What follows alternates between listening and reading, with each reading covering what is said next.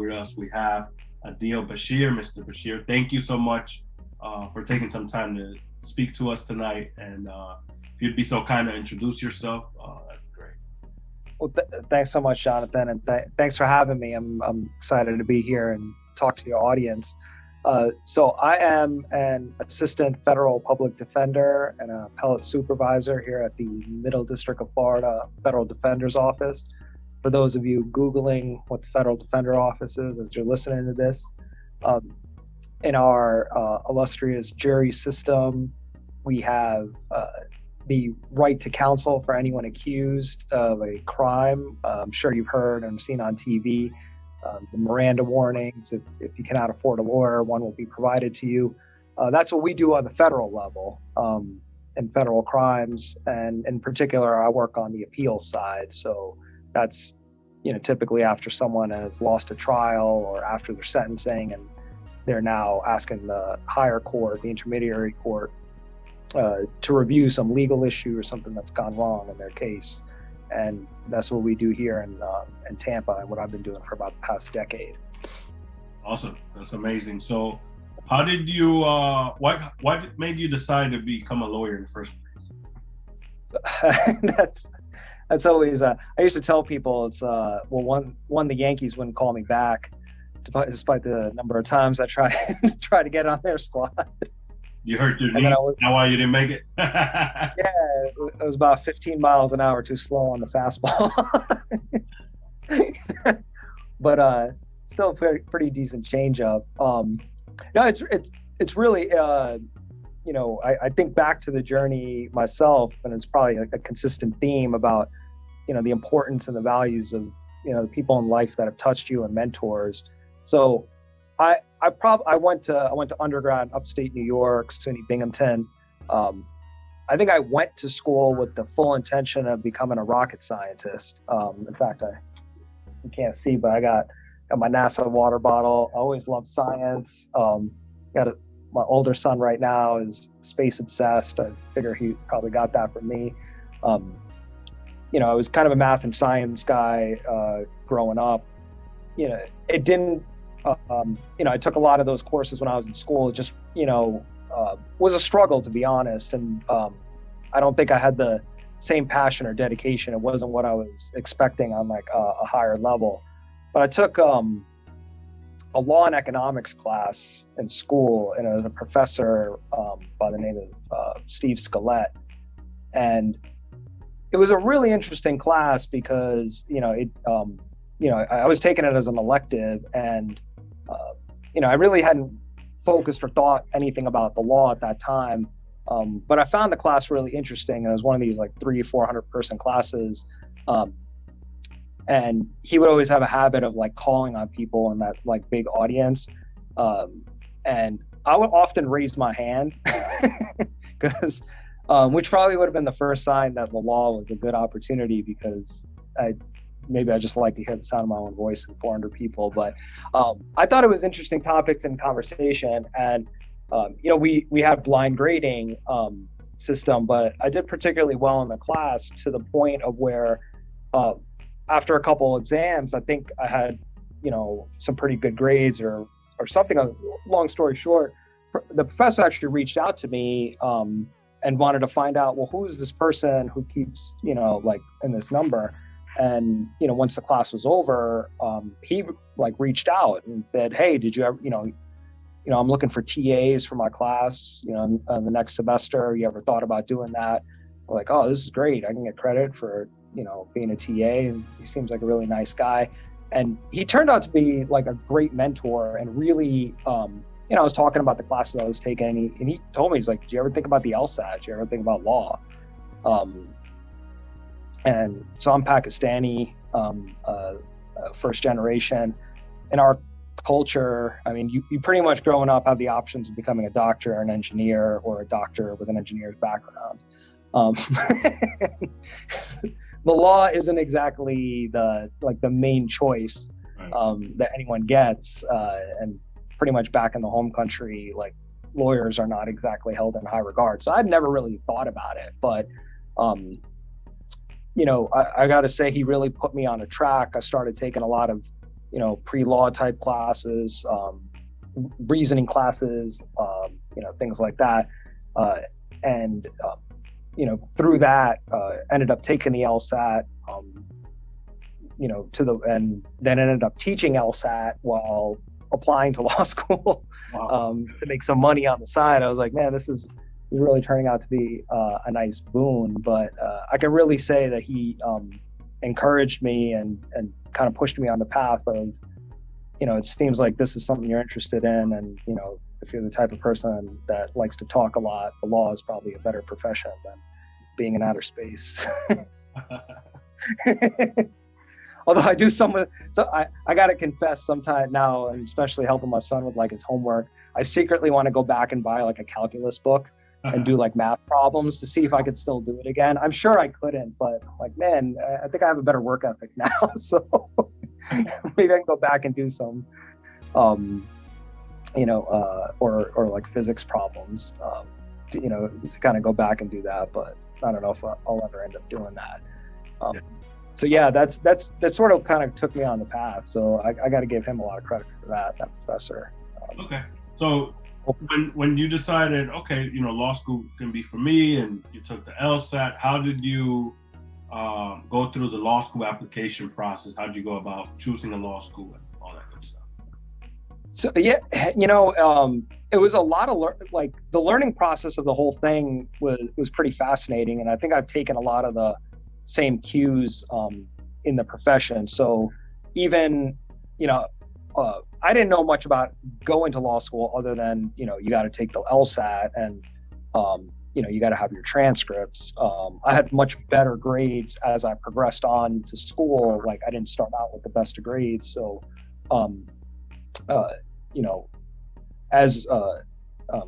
so I knew I had to do like really well on the LSAT to give myself like competitive advantage. And I come from a background of I love sports. I wanted to do something in the sports world. In fact, when I wanted to go to law school, I'm like, it'd be fun to be like an agent. I want to be a sports agent. So I was like targeting schools, particularly Tulane Law School, because I had a sports law program. But from that, I was thinking, if I'm playing baseball, I'm going to watch, highlights, try to emulate the best. You're watching football, you watch game film, basketball. So I kind of applied that same logic to studying, and what am I going to do? Well, let me game film. Let me find some people that have gone to these places. Figure out what they did for, studying for tests. Let me take as many practice exams as I can, trying to mimic, what they've done. So, I did a lot of studying on that end, for the exam. I ended up, I had a summer job where I did a lot of like handiwork. I used to put offices together, like those cubicles. Mm-hmm. And at one point I was doing that for the United States Tennis Association, and the general counsel there happened to have graduated from Tulane Law in their sports law program. So, I conveniently I would always be up there like, hey, do you need your light bulbs changed? Like, do you need that? Oh, hey, I noticed that that diploma you have up on the wall. Just getting advice from these guys. What are they looking for? What type of things that you gotta do. I think, and talking to a lot of students these days, I think there's a lot of information on Reddit. There's information on like blogs or whatnot. But a decade or 15 or so years ago, a lot of that was just done organically. You just had to find people that are in the profession that you're at, and that's pretty much the conversation we're having now. Like, what did you do? And it's take the courses that are going to give you the best opportunity. Try to figure out the best study strategies that work for you, and find out the people that have gone to the places that you want to go and reach out. I think, and by and large, I don't think I've met anyone who wasn't willing to share some information, right, or talk to me about something. You can't ever be afraid to ask, mm-hmm. And kind of push forward. So that was, and I still remember the day. In fact, I was talking about it with some of my family the other day when, because we were discussing whether or not they still give out letters you get in the mail of acceptance, or do you just get emails right now? But I remember getting an email from Tulane Law School, like, congratulations, you're getting a scholarship and you're going to be getting an acceptance letter. And I literally jumped for joy. Like, I remember jumping up, and, my college roommates were there. I was like, this is great. Like, I'm going to have something to do after law school or after undergrad. I don't have to be a starving artist. Like, this is fantastic. Well, we can get into that second. The story goes a little bit differently after that, but hopefully, the biggest thing I can tell anyone is, in that process, it's a lot of asking questions and taking away any mystery about what the process is. Try to find out as much information. Don't go into it blind, and don't be afraid to ask. Good advice. So we left off at Tulane, but it's my understanding that you didn't graduate from Tulane. So can you talk a little bit about your law school years and whether you enjoyed law school? Yeah, so didn't graduate, you're being generous. I don't even know if I made it past the first class. So I was in Tulane for about, I want to say, 3 days, and I started law school the same week as Hurricane Katrina. Remember being, I think our classes started like on a Wednesday. We had a couple of days, orientation. Saturday, I'm at the gym in the morning, playing basketball with some guys I met at the law school and medical school. Medical school folks had been there a year before, so they were kind of showing us the ropes. I was like, this is a nice gym too. I can get used to this place.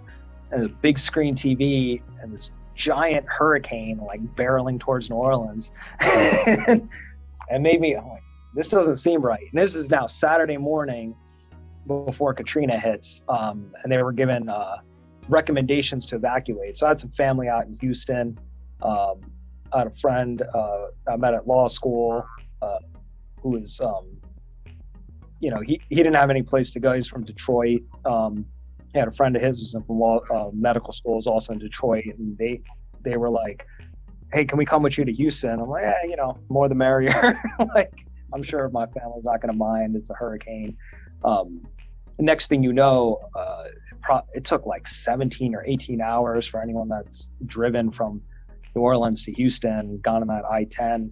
They shut I-10 west. So now I'm like, you had to go all the way up and around the coast. It was crazy. And then, of course, the Katrina hits, I think that Monday morning, and then the levees broke. Our law school's underwater.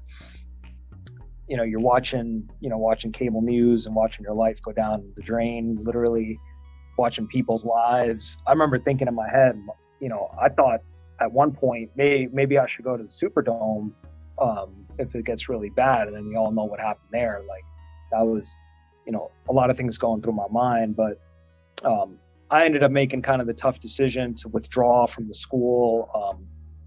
Our semester had gotten canceled. We didn't have really opportunities to transfer anywhere else. And really through sheer luck and a lot of my sister looking on job boards, I ended up getting a job in the Western District of Hawaii in Kona, with the state prosecutor's office, with a wonderful gentleman, the former state prosecutor there, Jay Kamara, who was really great and was pretty open about the fact that he was sort of just giving me a job because he felt bad, but he figured, you could at least carry someone's briefcase or, and it was my first foray into the criminal world.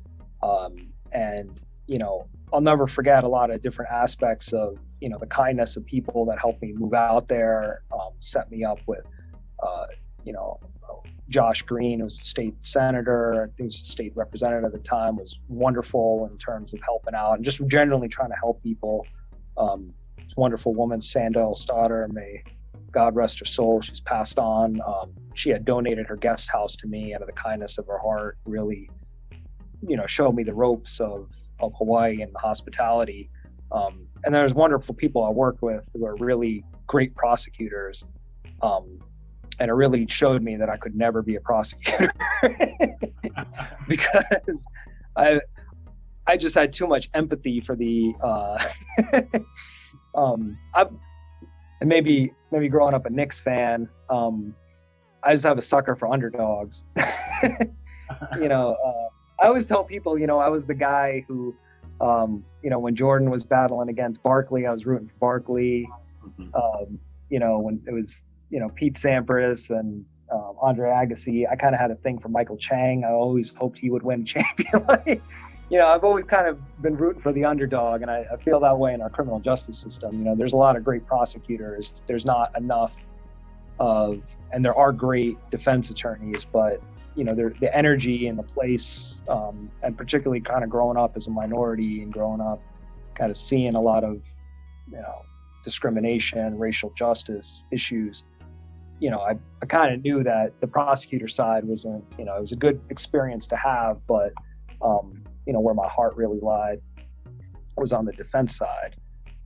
So, when I was out there, through the advice of the people I was working for, I ended up reapplying to law school, and ended up at George Mason University. What's interesting there is I didn't have to retake the LSAT, and I already had my, transcript. But one thing I'll point out to the audience that I did differently, that was really different, is when I applied to Tulane, I think I had a very generic law school essay. And talked about things I'd done in undergrad. I was the president of the Muslim Student Association, been involved in other organizations as well, but that was kind of like the big one.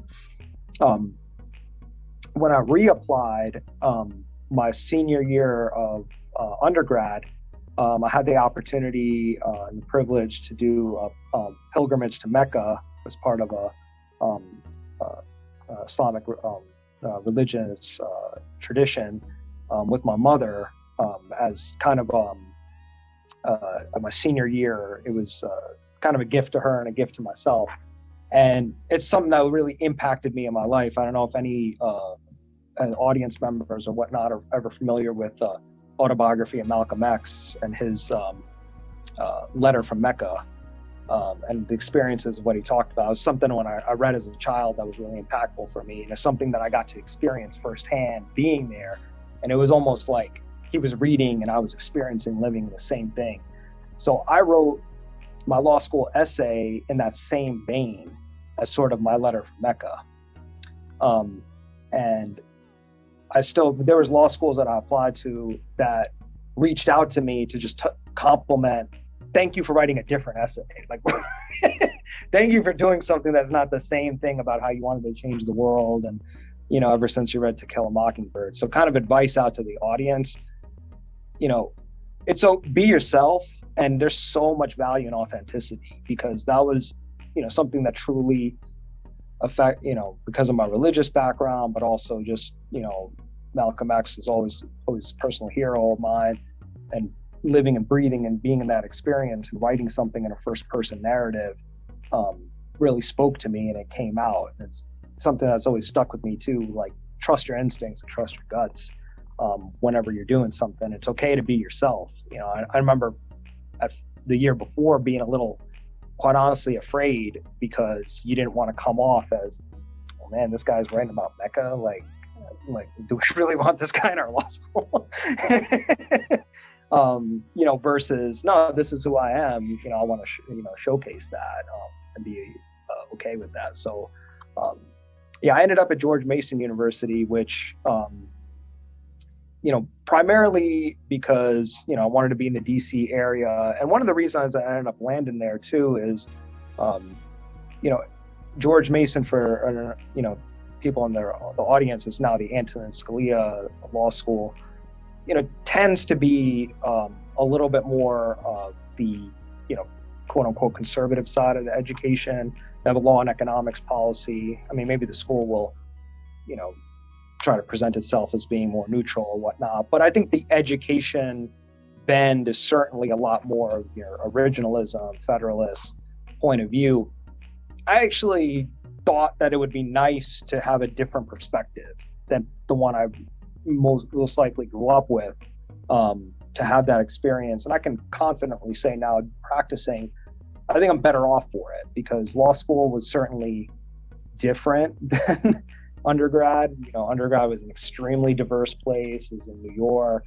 You were considered different if you were from the Bronx versus Brooklyn. And, if you're from Queens, you're like, oh man, I'm not going to pay a toll to go across the bridge. Is a little bit different in law school. I thoroughly enjoyed law school. To be quite honest, I really enjoyed the reading, the intellectual rigor. I thought, learning about theory and practice was really fun. I enjoyed writing. It kind of really oriented and focused me that I knew I wanted to do something kind of in the cerebral world, and now like appeals, where I can be stuck in a room with cases and books, and I didn't shy away from it. That I admit, whenever I talk to people, most people I talk to, they're like, are you crazy? My sister-in-law is like a lawyer, and she's a really good trial lawyer. Like she hated every minute of law school, and thought it was totally, pointless and like theoretical and wasn't fun. But for me, I enjoyed the back and forth, the philosophy, the kind of the process of doing it. And the people I went to school with too, I thought it was, I'm good friends with, a number of them to this day. I thought it was, a good experience, and I really wouldn't exchange it for anything. And I like, getting involved in different stuff. If you have the opportunity to do moot court, I loved moot court. It was, I could tell you moot court, and there's nothing like real court, but it's fun. If you could do mock trial, I know people that loved mock trial. Working on journals, you get to do a lot of that, fun stuff. Try to enjoy it. Life is short. For sure. So you got through law school, enjoyed law school, but how did you then shift gears into being a practicing attorney? More specifically, if you can talk about your job search and how, because I'm sure that process, all the three L's right now are like, yes, please. Yeah, it's really fascinating. Like, when I was at Mason, we went through, OCIs. One of the first on-campus interviews as 1Ls. One of the first things that I did was, I participated in OCI, but I went down to, it was a diversity on-campus interview at Emory University. And so they had, it was almost like a week before OCIs, where all these big firms across the country came and they wanted to recruit minorities. Mm-hmm. And it sounded like an awesome idea, except, I kind of felt, now for the audience that are familiar with the Rooney Rule, I felt like it was the Rooney Rule and I was Rooney. There was all these people and they maybe picked their two minority associates to come to Emory to talk and try to convince us that they were a great firm for minorities, and then, or they just wanted to show that they were doing it. I'm not to take away from probably some genuinely real interest in wanting to do this, not at all, but that process was making me think man, what is this really all about? What are we, trying to accomplish? And what's the objectives of the firms, and what are the objectives of, myself, and what do I really want to be at a firm? Do I want to go, kind of open my eyes, to that. But what I remember at that, one of the associates had told me, who was doing, the on-campus interviews, let me level with you. I'm supposed to here to convince you to come here, but go somewhere where you are going to be able to get challenged and you're going to excel and you're going to be able to do what you want to do. So it actually happened to be during one of the moot court experiences that I came across it was a senior associate at the firm, and she had then said, hey, we really want you to come here. You should, do the on-campus interviews, come check out. And the firm happened to be Mayor Brown in DC. So I ended up being a summer associate and accepting an offer there. In hindsight, I was in my mind thinking I'm going to go to this place. It's kind of got a reputation for appeals, Supreme Court practice, litigation. But in reality, I didn't take the proper advice from where that other associate was telling me, because I didn't at the firm have, it wasn't a place where I thought I would be able to become, develop the attorney that I want to be. When you're working at a firm, you're working for partners, you're working for different clients, you kind of have to do the things that are, requisite in a firm, your billing hours, the types of cases that you're taking that you think are going to maximize your career. And for me, that was not necessarily, what kind of got me up in the morning. Now, just to backtrack, before I was a summer associate there, but right before I was graduating, and, the audience will probably be more resonate with this, I happened to be right around the time of the financial crisis. And, firms are hemorrhaging, people were losing their jobs left and right. And I remember having a conversation with the head of our litigation practice that was saying, we're not taking people's offers away. We're not laying anyone off. But let me be honest with you, if you come here, like, there's not going to be too much work, your opportunities, what are you going to do? The dirty secret of law firms is they're competitive. You're coming in with your incoming class, probably experiences in law school. Only 10% of people are going to be in the top 10%. Well, only a handful of people are going to become partner. And it's a lot more politics than it is anything else. But he had a friend who happened to be the federal defender of the Western District of North Carolina, and had said, they're dying for people, and they would love to have someone. What if we paid for you to go down there for a year, get some training, you'll get some on the ground experience, it'll be good for us, be good for you, whatnot. Even if I wasn't going to jump at the opportunity when your litigation partner is telling you to do it, go ahead and do it. Mm-hmm. Best thing that ever really happened to me, aside from the Hawaii thing,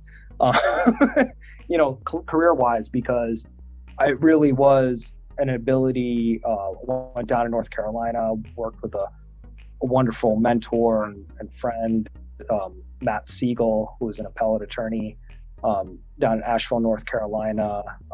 Great guy, came from a great pedigree, clerkship,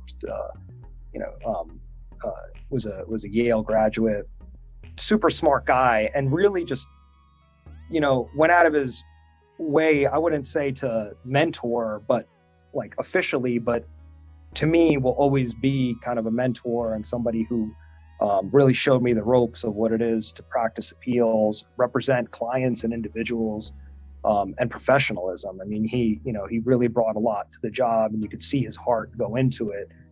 When he would go to oral argument, it would bring me along with him, sit and watch, make sure that I felt like I was included and, participating really, even, and then there's something very important I want to stress to the audience too, was never afraid to tell me when I made a mistake and in areas that I could do better. And that's something so valuable. Don't ever shy away from somebody, and not in a mean way, but in a nice way. In searching for your jobs or your journeys, seek the things that you love to do, but seek good mentors. Like even when I went back to the firm, all my best experiences were working with partners that I liked working with. The work was less relevant than the people that you were working with, because they would treat you good and they would teach you important things. But, if you can find a combination of what you love to do and kind of gets you up in the morning, and then someone to really guide you and show you how, you'll see how many sports analogies I use, but I remember growing up, as a huge Yankees fan, remember Derek Jeter saying, Don Mattingly taught me how to be a professional. Derek Jeter was famously said, in practice, Mattingly would be like, make sure you're hustling, never walking, because you don't know if somebody's watching you. It's the same thing, I think, in practice. Like when you're looking for a job and you're looking for places nowadays, look at the person who, don't be so just in a hurry to find a job. Look for the people that you want to emulate and think, do I want to be in that position that they are years from now? Like, and try to find that, because I promise you'll find something. You're all I'm sure everyone that's listening is talented. If you've gotten to the point where you've gotten into law school, you're smart, you can do it, you can practice law, you can do anything you put your mind to, but it's given that opportunity. And I felt that way in my career. I felt the opportunities I've had in the defender office have just given me a platform to do the things that I probably wouldn't have been able to do at a firm. And people at firms will tell you that, they'll go 6-7 years and not have a trial or an argument, in a court of appeals. You'll have a competitive advantage over your colleagues if you're able to do depositions, if you're able to do trials, if you're able to do other things. But so that's, in your search, look out for people as much as you are the job itself. Sure. Yeah. All right. Then second to last question is, obviously it's no secret that the practice of law is not the most diverse industry here in this country. So did you face any challenges? I guess, I'm sure you look different than most of your peers and at times even felt different. So you face any challenges from just being different and diverse? Yeah, I think, so, one of the things now, I have the privilege this year of serving as the president of the American Muslim Bar Association.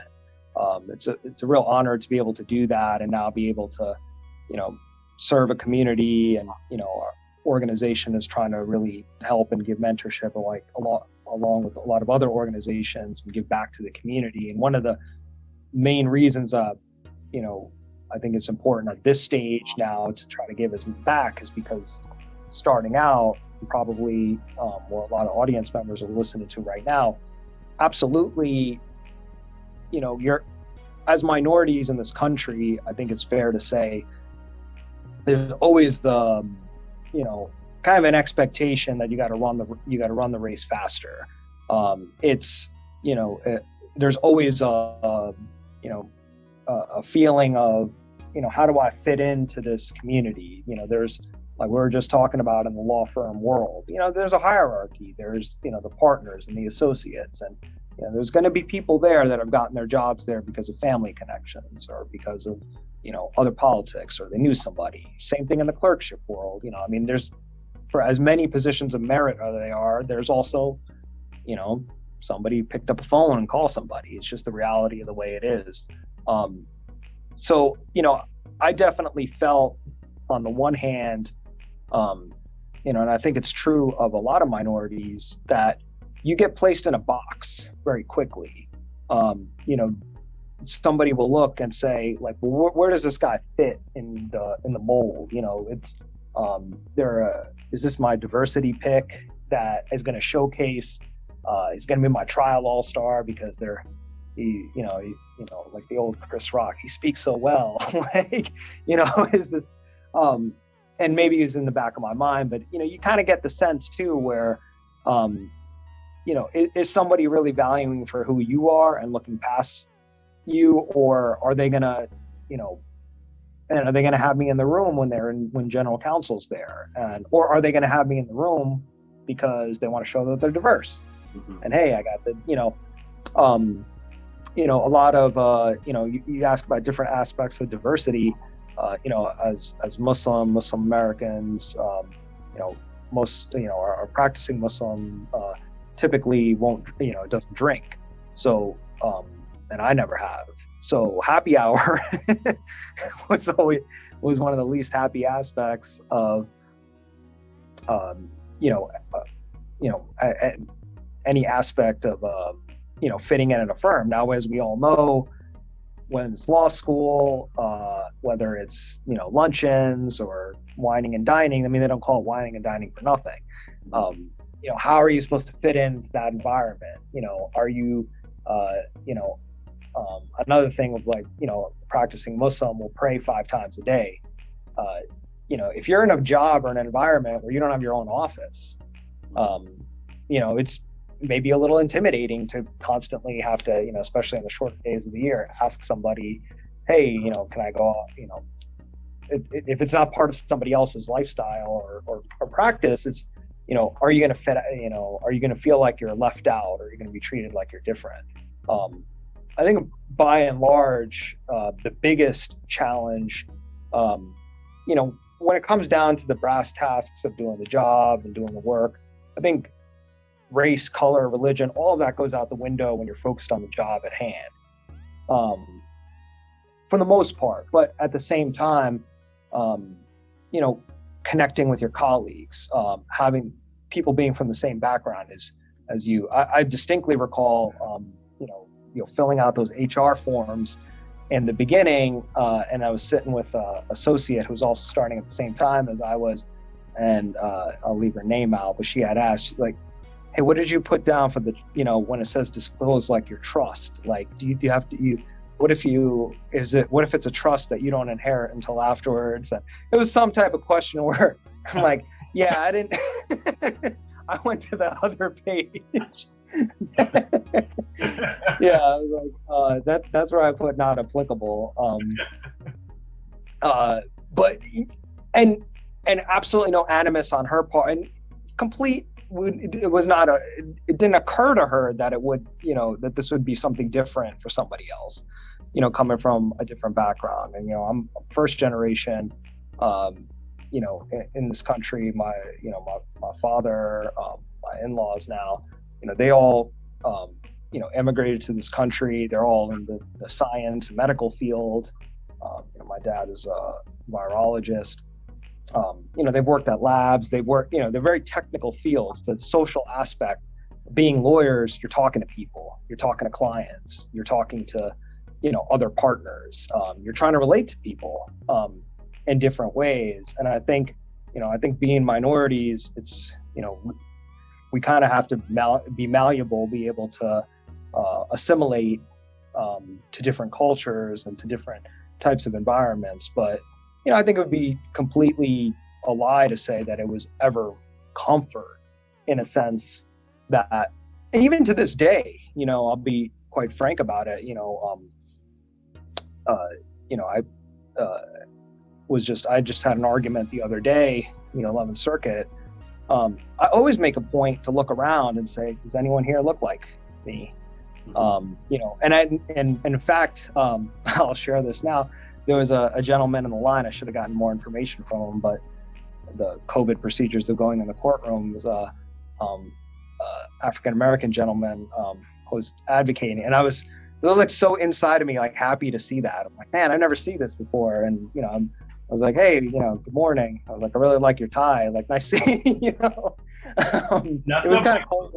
That stuff absolutely matters. So I interned at the 4th DCA my Rising 2L year, and I was counting like how many people that looked like me or even remotely like me would walk through the courtroom as an attorney, and I counted one that entire summer. So wow, definitely, you know, when you see one, it, trust me, it matters, because you want to feel like you're not the first one doing it. As great as it would sound, you don't want to be the first one, you know?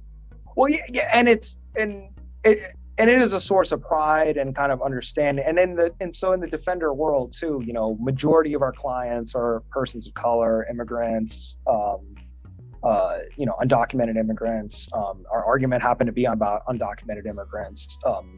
You know, I kind of, you know, you kind of wear that as a source of pride now, like be that you're, you know, I mean, as a lawyer, you're always advocating for the issue, you know, regardless of what side you are, and there's an ethics aspect to it, but there's also a source of, you know, you're speaking up for a generation. But, you know, and I think for exactly what you're saying, it's a difference, you know, and I think I definitely make, so there's a, you know, there's a little inside baseball, but it always happens at every argument. There's a, you know, plethora of private counsel. You know, usually they put like the criminal case as the first one of the day. And there's like 3 or 4 other arguments that have, you know, big shot attorneys from also over the country. And there's, you know, dozens of them in the courtroom. You know, we've been there enough, familiar with the clerk of the 11th Circuit, you know, the courtroom staff to a certain extent. So you're very casual and speaking, and, you know, we were, you know, chatting up about life, how are the kids, things like that. And you can see the rest of the room like so nervous about their argument, and then you're taking the aspect of, one, just personal comfort, and 2, kind of that comfort within the minority community, and you all of a sudden feel the other side like, this is not fair. This guy should be nervous. Why is he not nervous in this environment? But it totally makes a difference. I mean, I really, truly in my heart think about it and feel, hey, if there was 3 Black judges up there, how would this dynamic be different? And not to say that there would be any difference in maybe ideology or whatnot, but just, and in the advocates coming up, because I'll share with you my first couple arguments in the 11th Circuit, I 100% felt as if, I was like, who is this guy who's, like, where did you come from? Literally, like, where, the question that every person of color asks, like, where are you from? And then when you tell them the city you're from, they're like, no, where are you actually from? Like, which country are you from? Like, you can't possibly be from America. Which happens all the time. And, I got that sense of, because, the court, and in fairness, the court is somewhat familiar with the advocates that come before it, regardless of any court that they're in. It's very rare that you're just going to have someone out of the blue. Now I think, some of the judges have changed. They're more familiar with we are. I don't get that sense at all now. But I think about it for, the next generation.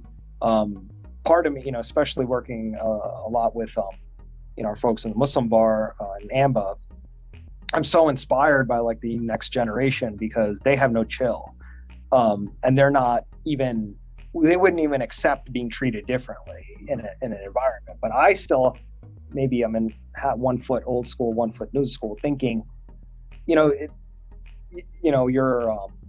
if you're playing in the quote unquote all boys club, or you're, if you're the first female advocate in an all male club, like now, if there's a next generation of minority, Black and brown, Asian advocates coming forward, it's a paradigm change, particularly in the appeals world.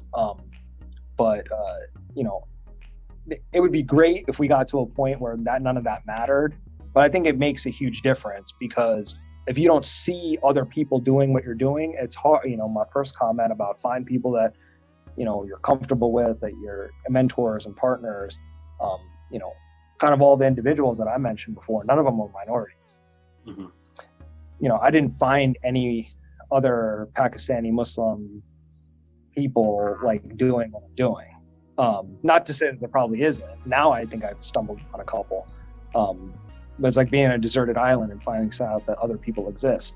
But that community should exist, right? Like it shouldn't be hard to find other people that are doing what you're doing and giving guidance and giving help and support, because I think it does make a huge difference. I think a lot of those advocates are probably up there because of opportunities that they've gotten, and there's probably a lot of people that could be doing what they're doing that just haven't been given the opportunity.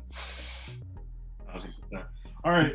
If there's anyone out there that wants to get involved with the American Muslim Bar Association, how do they find you guys? How do they get involved?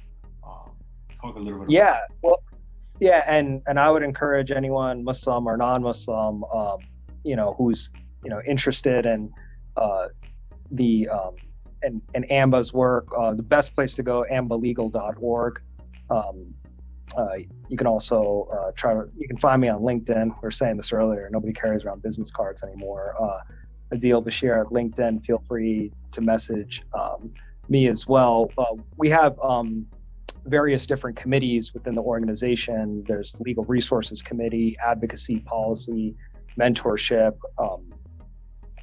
and Judicial, that all serve different aims. In our Judicial Committee, we're kind of dedicated to not only empowering people to get clerkships and get into the judicial pipeline, but also vetting and inspiring the next generation of judges into this country. And our Legal Resources, we're really dedicated to trying to empower the community, not only the Muslim community, but all minority communities, and being able to navigate the space along. I think you would know this too, when you're coming from communities, especially immigrant communities, there's just a lack of understanding or a fear or hesitation to even engage with the legal system and the civic, world. And I think, our advocacy and policy committee, or really trying to put energy into advancing issues that are not only supportive of issues that help Muslims, but try to be really a value-based organization that supports other issues that, being of a Muslim faith, our core values are love, mercy, compassion, and justice. And so, pushing forward issues, the movement for Black lives, ending discrimination, across race, gender, sexual orientation, pushing for the rights of, all marginalized communities. So, it's an organization that I hope a lot of people, and if you're listening, whether it's through ours or others, giving back and doing something with your legal talents to the community is like, we have a saying in Islam that, there's no giving charity will ever make you poor. It only makes you richer, because you get back more than you give. And I kind of take that same philosophy in terms of, your pro bono or your legal work. Try to give back, because it'll only benefit you, as well as anyone else. But ambalegal.org, if anyone is interested, or hit me up. And we have a great team, great individuals, and we love working with other organizations. So if you're part of other organizations, reach out. We'll try our best to link up. Awesome. Well, Mr. Bashir, thank you so much for your time. This has been very eye-opening for just myself as a young attorney, and I'm sure the rest of the audience will find it just as helpful. So really, thank you so much for taking time. I gotta throw on a Friday evening. You're taking the time. Really appreciate it. As I pointed out, I did not even register that this was Friday evening, because I was kind of engrossed in work all week. But no, it's been a pleasure, and I hope, I would say not even hope to touch base, but I hope to work with you, and I hope to work with other members of the audience in the future, because, working together, that's kind of the goal, and and the passion. So, everyone dream big, and I'll leave it on this advice, and I've kind of said this on a lot of other forums that I've been on. There's no substitute for hard work. And, when we're talking about the journey of the Esquire, and life's not fair, we'll probably, if you're a minority out there, you probably are not going to get the same treatment that other people have. But, life doesn't like to hear excuses.